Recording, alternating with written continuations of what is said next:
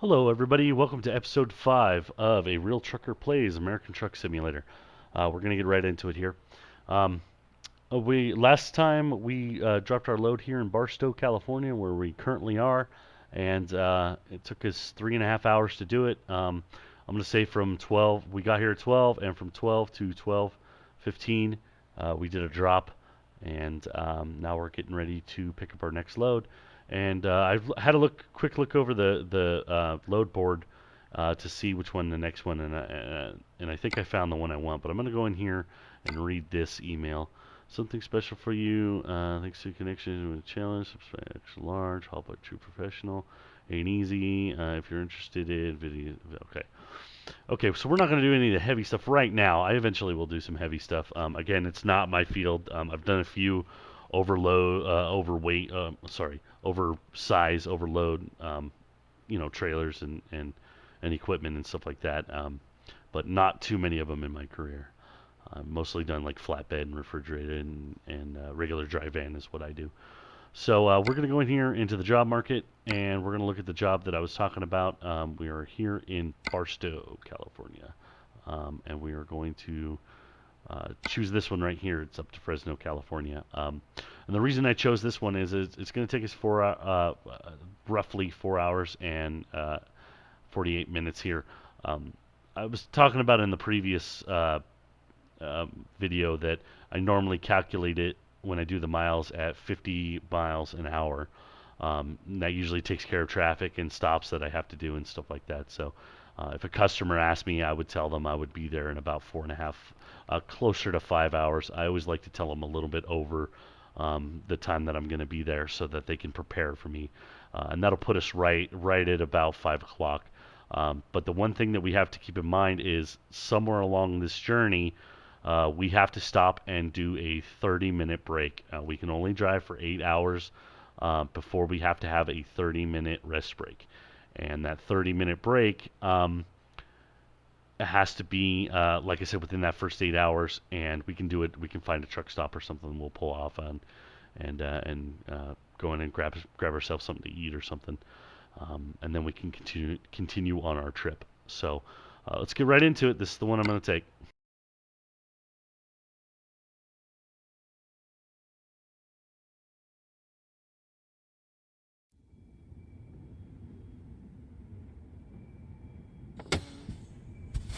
Okay, we're gonna look over our trailer here. We're gonna do our little pre-trip inspection of the truck and trailer. We're going to work our way around the trailer and do that. I wanted to show a little something different on this trailer before I begin. This is a container. Obviously, I'm here at a container yard. These sometimes go on trucks and ships and stuff like that. This is what they load them in. The crane comes and takes them. They hook up to. There's a bunch of these little things right here, and they hook up to them. This trailer chassis is actually what they'll do is they'll come and set this green box right here right on top of that trailer chassis, and you'll be able to lock it right here. These are called twist locks. I don't know if the game, yeah, you can kind of see it a little bit right here, and then a little bit right here. What you do is there's a little, let's see if I can get the camera to work with me here. There's a little lever right here. You just kind of, it's to one side. We'll change it sideways, and then you push the little lever, and you make sure that that's locked in there, and that's on 4 sides, right? The front two, right on there, and then the back two. You want to make sure that those are locked. Those are secured. Looks like we just picked up this trailer, so we're going to want to come out and do that, and we're going to want to lock that. Also, what I was talking to you about the DOT tape, it's not on this trailer, but it's on the chassis. Remember, 50% down the side has to be in this DOT tape, and 100% of the back has to do it. And you'll see it's here on the chassis. That's what we're looking at right here is this DOT reflective tape. We got to make sure all of that, because I've picked up chassis before that haven't had this on 50% of the chassis. You can kind of see it up here a little bit. I've picked up trailers, and I'm like, hey guys, you got to find some of that DOT tape, because that is a big no-no. They will give you a ticket. And since we're here in California, they will give you a ticket. California does not shy away from that. Also, something to note while we're in California, going back to these things, California right now is the only state that requires you to make sure that this is somehow secured. They don't go into specifications on how it should be secured. They just say it has to be secured. So usually I take a zip tie, I find a place to zip tie it, I just zip tie it and call it good. Take a bungee strap or something. Some of them now have locks on it where you can like flip a little lock and lock that in place. But the DOT does look for that. People have gotten tickets for that, and that is one thing that we're going to be making sure that we do, because the name of the game is to drive safely and get no tickets or no points on our record. That's the goal we're trying to achieve. So after we've done that, again, we're going to check all the trailer tires and all that kind of stuff. Check the engine of this vehicle since we're slip seating to get in here. We're going to check our drive tire, our steer tires. This is really important to check these tires. Because if these blow, you're in real trouble. You can come back and survive from one of these, but you know, on a serious note, I have lost some friends because their steer tires have blown up for reasons that weren't their fault, and sadly, their truck ran off the road and they passed away. So it is a very serious thing. We always want to check it, and we want to make sure that that we're not going to have that same type of situation. So we're going to lift the hood up. We're going to check our engine. We're going to do all that. So after we've done that, we're going to check our lights and everything like that. But we've already checked it. We're going to get in our truck and get ready to go. I'm going to look at the map real quick. Pause it here and look at the map. We got to find, we're 14,000 pounds, so I'm not going to worry about scaling it. Again, what I was saying in one of the previous videos is usually anything over like 28, 29,000 I want to scale just to make sure that our weights on our trucks sorry, the weights on our tires are nice and legal and everything like that. This might be a little pull off here, so we might do our 30-minute break there. Looks like there's a little gas station right here. Maybe we can pull in there and do it. Looking at this right here, this is kind of like a bigger gas station. Maybe this is a little gas station right here. I try not to hit these little tiny gas stations right here. You can tell from the satellite image here that this is really tiny gas station. Because there's not a lot of places to park, and everybody has to do their 30-minute break. Every truck driver on the road in America has to do a 30-minute break. So you will always see trucks park in here and waiting for the 30 minutes. They'll pull in the fuel island and park and do their 30 minutes. I do that all the time. I know it's kind of a big faux pas when it comes to truck driving, that people will park in fuel islands and do their 30-minute break. But sometimes you just don't have a choice. That's what you have to do. We could also wait here for 30 minutes after we get all done and we get ready to go. We can just go off duty and wait our 30 minutes here. If we want to do that, that's something that we can do. But I think I'm going to shoot for whatever this is. I think this is maybe a pullout or something like that. I don't know if it's a rest area or not, but we're gonna get there and check it out. If not, if there's no parking or whatever, this is also something you have to be aware of. Sometimes you get to places chock full of trucks, you can't park there, so you always want to have a backup plan. I think our backup plan will be to come up this way and possibly go in here and see if maybe we can just kind of pull off to the side here for about 30 minutes and be out of everybody's way to do that. So I'm gonna set a little notation there, and I also want to set a little notation here before that one, just in case if we come to this one we don't see any viable turnout or anything like that, that we can keep going and get to this little fuel station, and then we can continue on to our journey. So I've logged our logs and we are ready to go, so let's get on the road.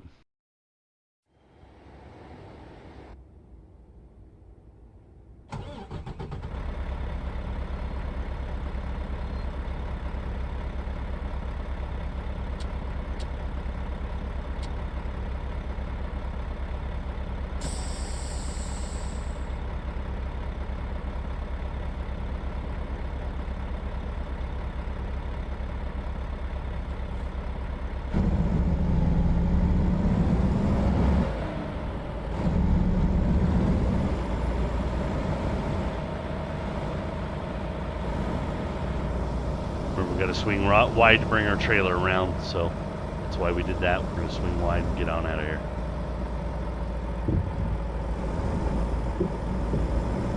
Now, if this load comes from a different country, I would. It's only 14,000 pounds. That's what it says. It feels like a light load. When we're pulling, you can actually feel the weight of the load. So that's why we're not going to scale it. Sometimes I break my rule a little bit if it's from a different country, because some of them have different loading standards. Some of them have different weight measurements and stuff like that. Their scales are different than the ones that we use here. So we want to make sure that we're not over on on any of our tires, like our tandems or our drive tires or our steer tires. So sometimes I will just scale these loads to make sure that they haven't been loaded improperly. It happens sometimes, and we just want to be safe. But I think we're okay on this one. It's only 14. We're light. I can feel that we're light, so we're just going to get on down the road here.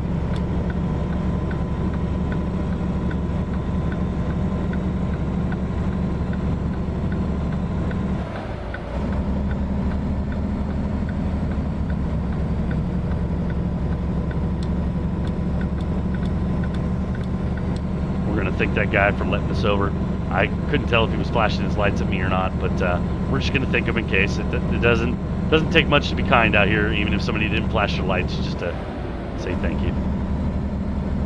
Now remember, we're 55 miles an hour right here through California, so we're not gonna go much faster than that.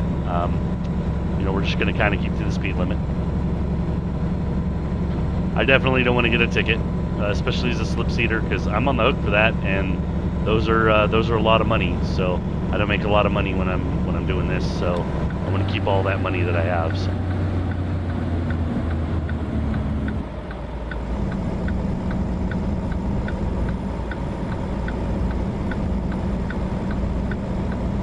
I typically like to leave my blinker on until I get to another change when I'm doing these little these little off ramps or on ramps and stuff. I just like to let everybody know what I'm doing well in advance of what I'm doing.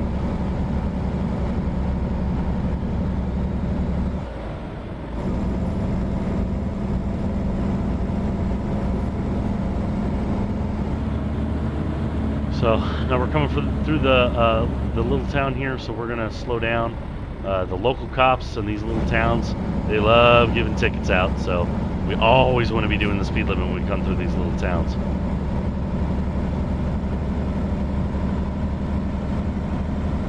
Let everybody else go as fast as they want. That's their issue, their problem. We don't want to be the ones getting a ticket. So.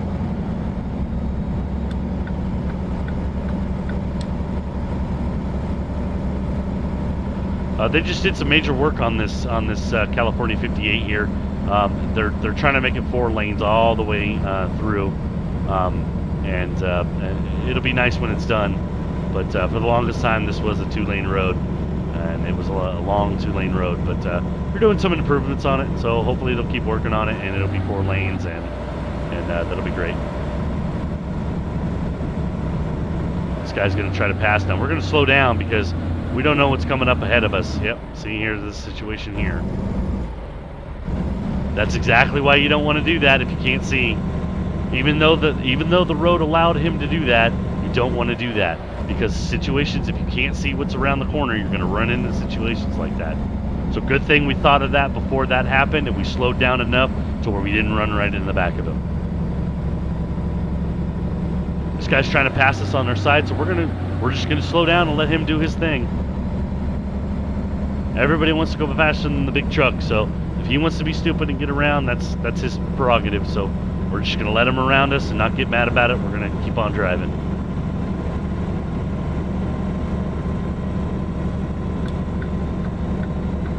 We're gonna get over here and let everybody pass us that wants to pass us. There's a bike cop right there doing some radar.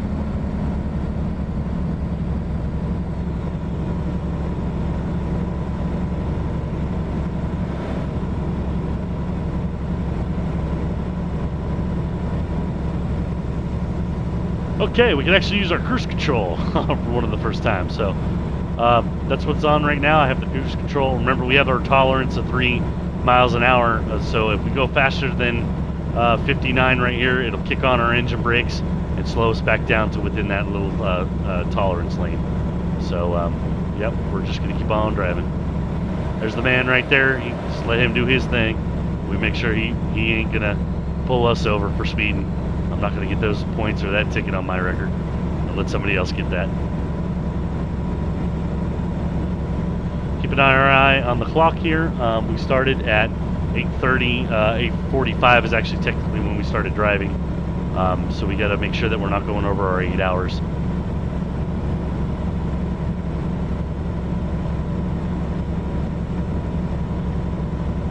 So we have about 3 hours here before we have to stop and take our break.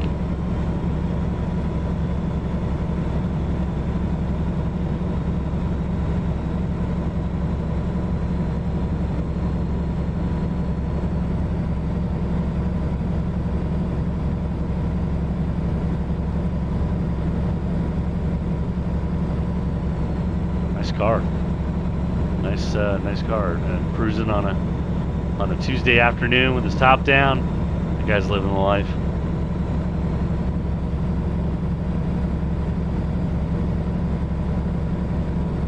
That's the cool thing when you're driving. You get to see a bunch of different people's cars and stuff like that, and there's some really nice cars out there. Okay, that scared the living crap out of me. Tumbleweeds, you want to try to avoid them, but don't swerve out of the way. I thought it was an animal running across the road, and I got my heart pumping a little bit. So here's our turnoff. We're gonna look up here and see if we can't do it. So we're gonna come off of our engine brake here, and we're gonna look and see what we have here on our side. If it's somewhere we can pull over. Yeah, it looks like we can. Rest area.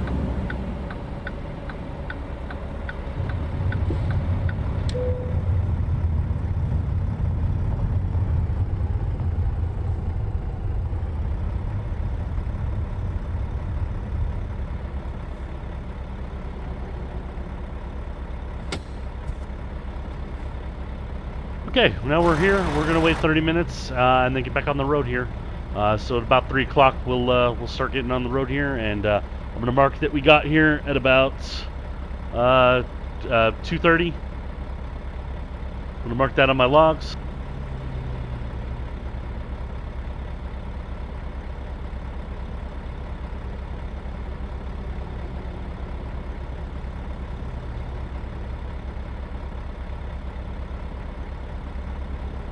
Do a little bit of math here and see how many hours we have left to drive.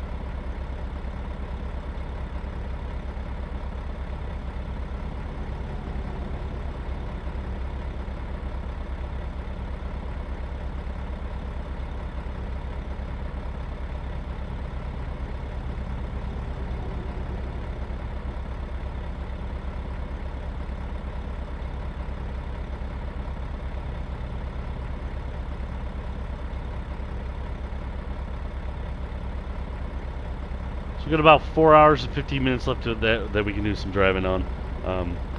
So we're going to be able to make it, but then if we're slip seating, we'll probably have to find a hotel somewhere there when we get up to Fresno, because we'll be close to out of hours once we get there, and unless there's something short that they got for us, there's no sense in taking another load. We might as well just stop up there. So it might be a pretty light shift this time, but we'll see when we get there. We're just waiting here about 20 more minutes, and then we'll get on it. Let's see if we can't skip time. Uh-oh.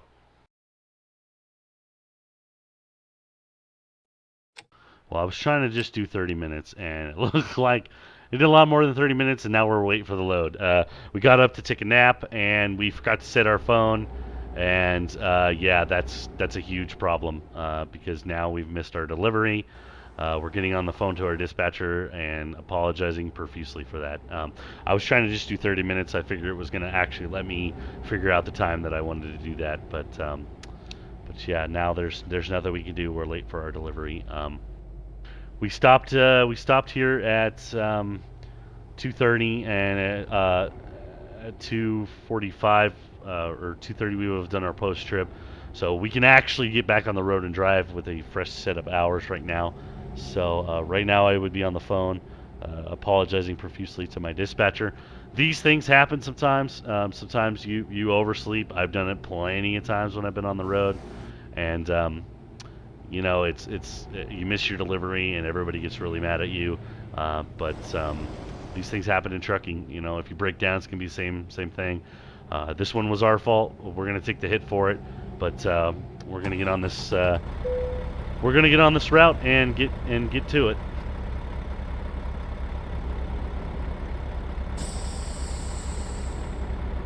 Let's try to start out one first. And wait till it's clear, and then we're gonna pull out.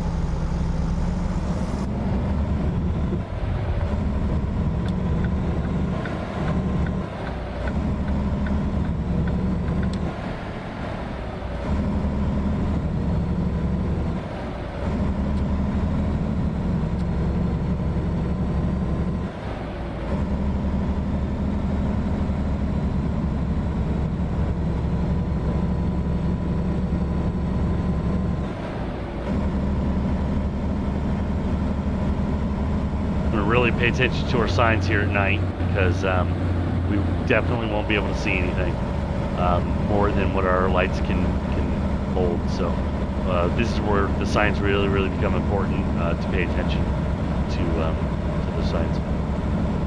I normally drive at night. This is when I feel most comfortable, is driving at night. But yeah, I know it's kind of hard for you guys to see stuff at night, so I won't try to do this too often. But yeah, we messed up. We're 114 miles. We're a couple hours from our shipper. Hopefully they'll let us come in and park the trailer. If not, then we'll have to find somewhere to wait until the morning to offload. So it was our fault, like I said. You know, I figured we were good to go. We'd only sleep for 30 minutes, but I didn't set my alarm, so here we are.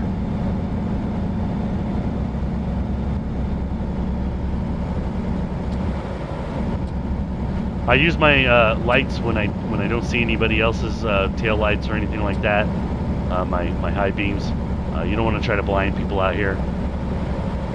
And even with their tail lights, you can still blind somebody even if they're pretty far in front of you. So if I see tail lights in front of me, I just leave them off.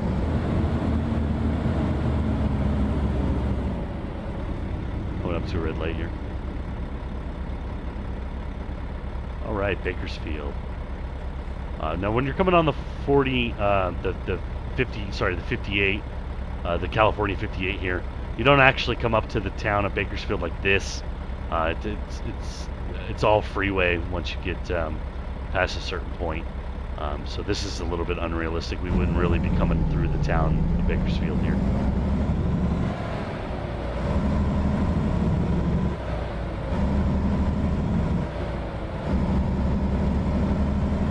Yellow.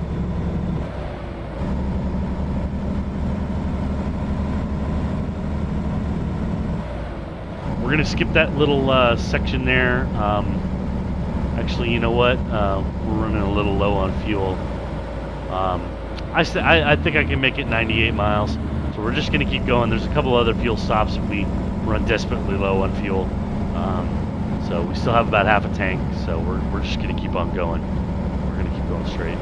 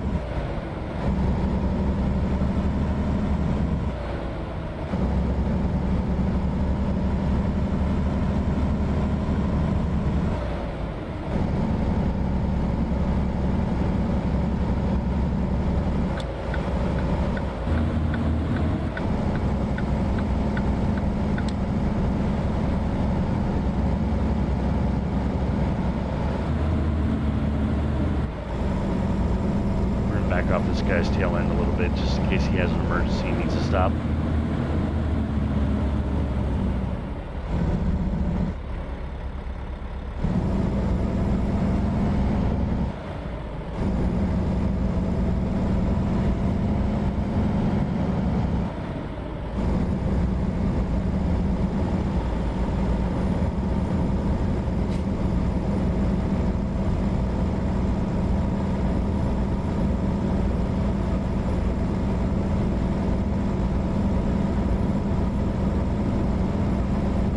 GPS is all messed up here, but we're gonna get on the freeway. And once we get on the freeway, we will. Here we go.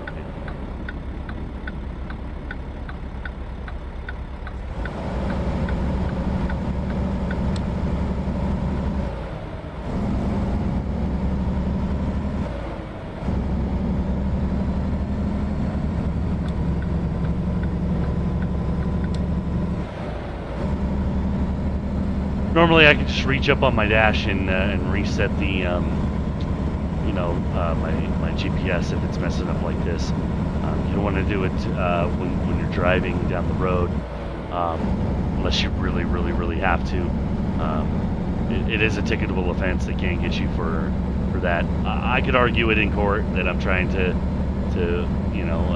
be a safe driver and make sure that my GPS is accurate of where I'm going and stuff. We better slow down because we're going too fast. I'm gonna get up here and then we're gonna get in there and fix that. So normally it's just a quick little one-hit button that you can hit and it'll do that. So let's get back in.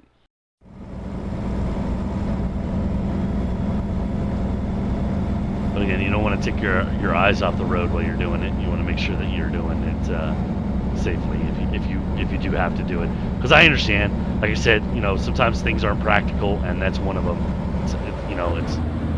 It's better to know where you're going and everything. You should always use GPS as a tool, but you should never rely on it because it gets things wrong all the time. The maps aren't updated and stuff like that. It can be off, and you can find yourself in some real trouble. And I've been in real trouble before where I've trusted my GPS and it's led me astray. You always have to know where you're going and know your decisions before you make it and stuff. It's a great tool to use, but you should never rely on it.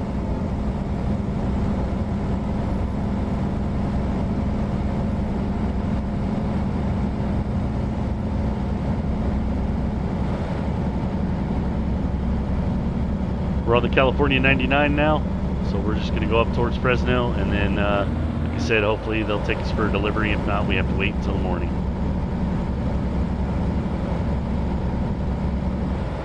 Okay, we see some flashing lights up here, so we're going to get over. We're going to slow down, get over here. We're going to watch for people jumping in our lane for whatever reason. They will jump in front of you. Yep, just like that guy. We're just going to go slow here. In most states, it is a law. If you see flashing lights like that, you have to pull down over to the side or slow down. So we're looking far enough ahead where we see those lights, and we were able to get over. So yeah, there was a big wreck that happened. You always want to watch for people looking at it. For some reason, big wrecks make other people want to get into big wrecks because they're looky-looing and everything like that. But we're professional drivers, so we're not going to be looky-looing, and we're going to make sure that we're driving safely, and we made the right decisions there.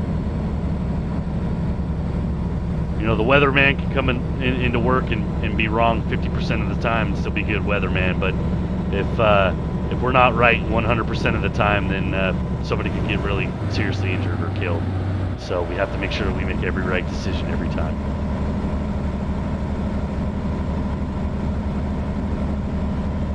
Especially with what I haul, some of the big stuff that goes boom, you really have to be on your game, because if you're not, you could be very seriously injured or most likely killed.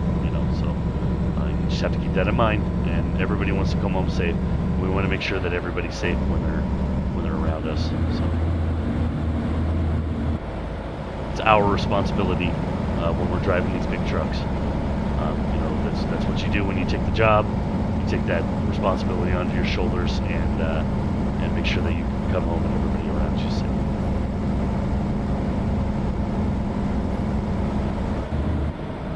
Seeing a few brake lights up here in front of us. We're going to slow down. See somebody getting on. We're going to try to move over for him. He had to stop, so hopefully we can get over. We're watching for people jumping in front of us. We're just going to slow it down, make sure nobody's jumping in front of us. We have to get over here, so we're going to slow down and try to get back in this lane. So, yep, he's going to let us over. to thank him for letting us over. He was a nice guy. So yeah, we got to get out for this next exit. So it sucks sometimes. You have to slow down and get behind people, but it is what it is. So let's get in here in this consignee and see if they'll take us.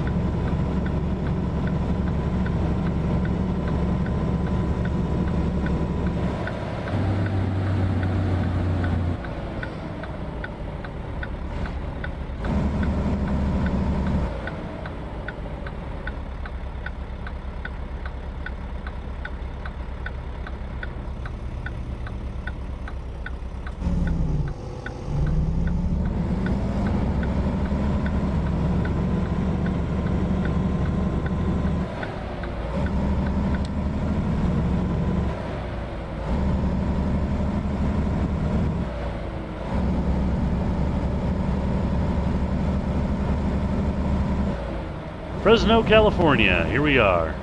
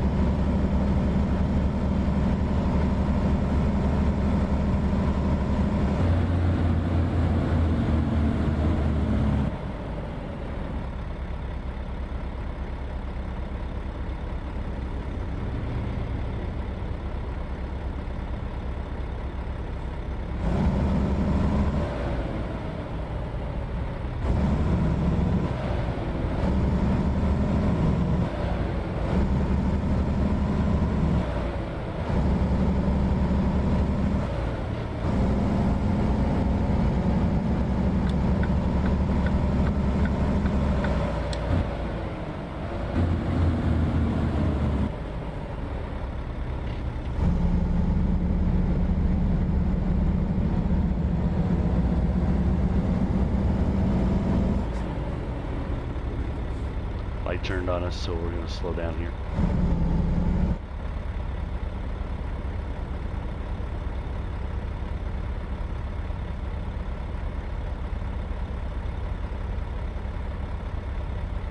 We know we're going to have to make this left-hand turn, so we're in this left-hand lane.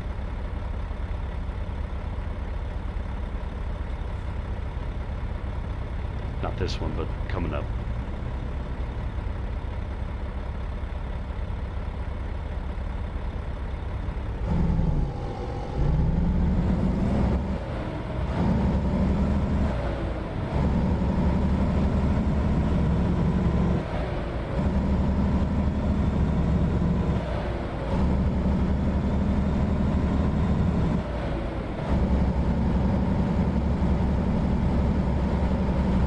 At this light, but it's right after this light. We're gonna make a left-hand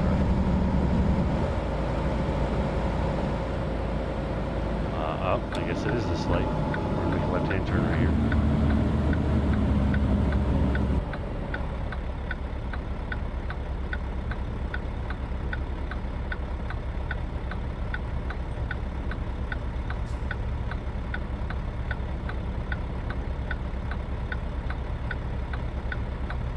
Coming through this light, we're gonna kind of look to make sure that nobody's coming before we go. I know we got the green, but sometimes people like to go. So we're gonna pull out here and kill the engine, and we're gonna look both ways to make sure that we're good.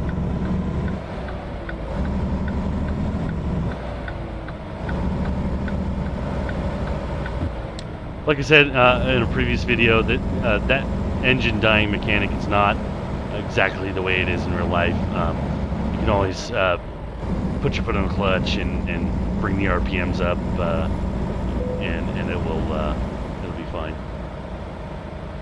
Sorry, I was just reading that message. Yeah, you can rev the engine a little bit and you can save it from dying. So sometimes that's what you're doing when you're going through light. You're fanning it, kind of like what we did at the truck stop in the previous video when we weighed that truck.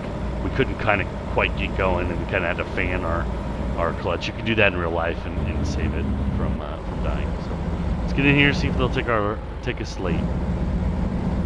They're going to be really upset with us that we came in late, especially if they were waiting on this delivery. So just expect that. Be nice, apologetic. You know, things like this happen. They understand. It's never a fun thing, but.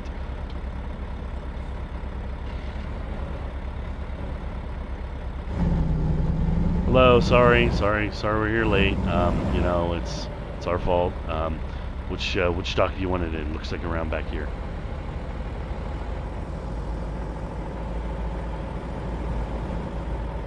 So luckily they're gonna let us drop this load and take care of it in the morning. Some of these places are open 24 hours and they will do this.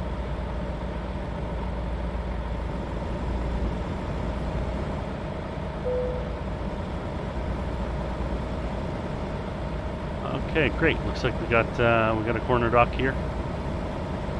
So we're gonna pull it up and try to get as straight with it as we can. It's kind of annoying. They have this little divot here in the thing. This little girder thing that comes out, whatever you call that. So we might even have to do something with this. We're gonna try to swing it back around and see if we can't get in.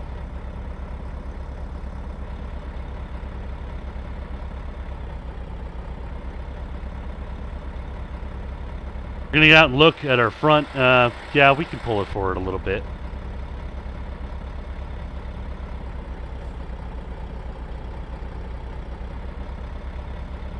Let's get out and look again. Yeah, that's about it. That's about it. That's about all we're gonna do. We're still a little off kilter here, but we can make this work. We just got to be careful. So let's get into reverse. These trailer tandems are slid all the way back. That always kind of makes it hard. We might have to reset up here. We don't want to hit that girder in the back, so we're just going to do a little reset in here. So there's no trailer on this other side, so we're good to go. And sometimes it's even good to circle all the way around and try this again and get a little bit of a better angle on it. So we're gonna try that. We're gonna circle around here and see if we can't get a little bit better of an angle. It's always better to do a regular back on your driver's side if you can. So we're gonna circle around the building and see if we can't get around here. When the trailer tires are slid all the way to the rear like that, throws your angle off a little bit, and it can be kind of hard to deal with that. So let's get around the building here and see if we can have another go at it.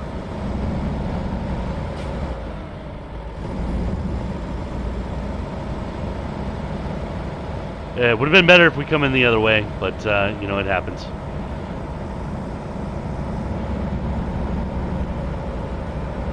I'll show you another trick that we can do when we get around here if this kind of situation happens. This guy's probably already pissed off at us. You know, we had to come around the building a second time. He's probably like, what the hell is this guy doing? He doesn't know what he's doing. So, you know, just let him think that. You know, we're already late. He's already pissed. So.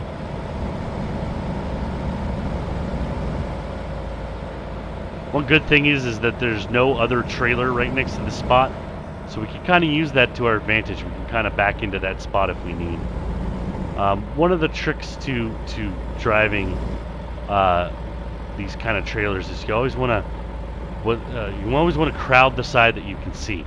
So we're going to be able to see this side on us on this side. So we're gonna get out. We're gonna back up, get our trailer back in, going into the space, and then we're gonna get out and look at it. See what we need to do here. So I'm going to stop right here. Now we're going to get out, set our brakes. We're going to get out. We're going to look back here. Our trailer's it's going in fairly well. So all we need to do is kind of keep going that way, and then we'll straighten it out. So let's get back in our truck.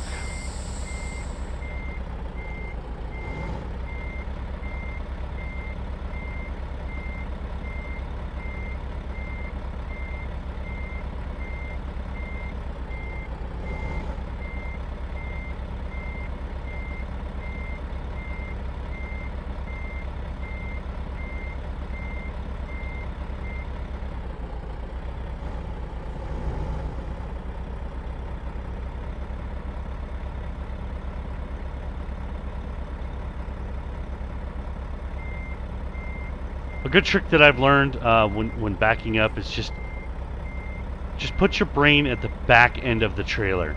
Don't think about where the front's going or anything like that. Just think about where that rear of the trailer is going, and adjust your front to compensate for that. We might have to do another pull up here. Remember, you can always pull up, so don't hit anything. You can always do as many pull ups as you need.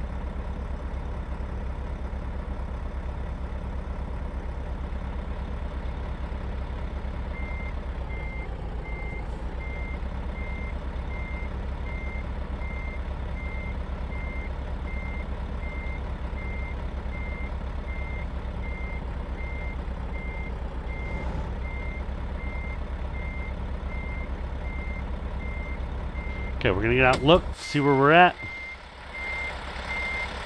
We're looking good. We just need to go back a little bit more.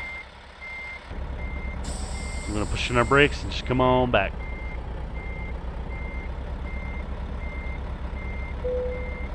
Okay. We're gonna get out and just check to make sure that we're good.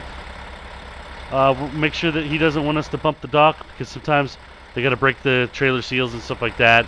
And normally they'd have us pull a little bit forward so they could do that in the morning and then back it all the way up. But this is where the guy wants it, and we're done with this. So we are going to drop our trailer and call it an evening. Here's your load. We're sorry we're late, but like I always said, don't ever be late. But if you have to be late, be so late that they're happy to see you when you get there. So we lost $500. Normally, if you're a company driver and you're slip seating and you're working for these big companies, you're not going to lose any money on it. Some companies you will, some companies you won't, but yeah, that is what it is. So thank you guys very much for watching this episode. Like I said, we're late. That's our fault. We overslept. Thank you very much for watching this episode. We'll get into it in the next one. Maybe we'll gain some more experience and be level 3. So if you guys have any questions or anything like that, feel free to put that in the comments. I try to answer everything as honestly as possible. Show me some love, hit that like button, and subscribe if this is kind of stuff that you guys want to see. So thank you very much, and remember, drive safe and be safe.